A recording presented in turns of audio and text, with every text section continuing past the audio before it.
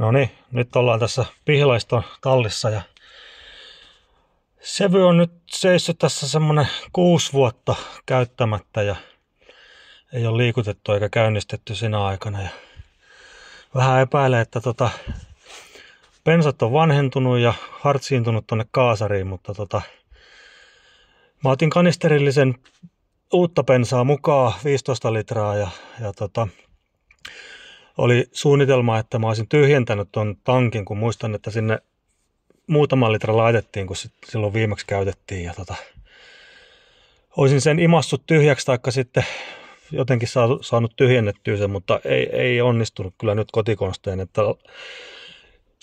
imaseminen suun kautta ja lappoaminen, niin tuli bensaa kyllä niin ilkeästi suuhun, että jätän kyllä sen homman väliin. Että yritin sitten keksiä toistakin kautta, että olisin bensan suodattimesta irrottanut letkuun ja sitten vaan pistänyt virrat päälle ja antanut bensapumpu hoitaa tankin tyhjäksi kanisteriin, mutta ei sekään onnistunut, kun ne on kiinteitä putkia, että ei niitä pysty sillä lailla irrottaa eikä taivuttelee, että sekin jää. Että tässä nyt on ainoa mahdollisuus nyt sitten se, että ei muuta kuin uutta bensaa tonne tankkiin vaan sisään ja stabilointiainetta sekaan ja koittaa startata sitten ja toivoo, että lähtisi käyntiin ja että kaasari pelaisi.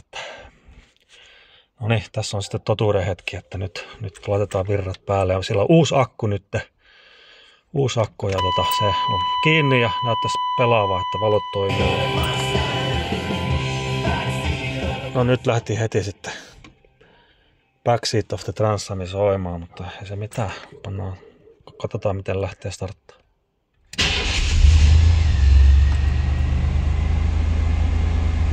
Ei saatana. On tää ihme vehjä.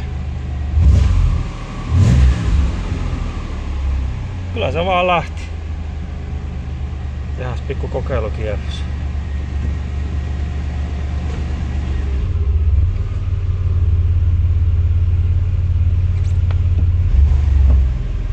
Liikkuu.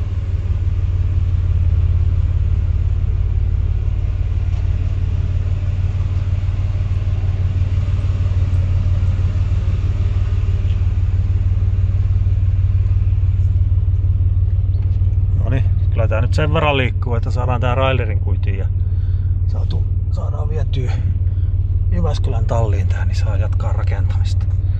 Voi terve, kyllä tää on hieno vehjä.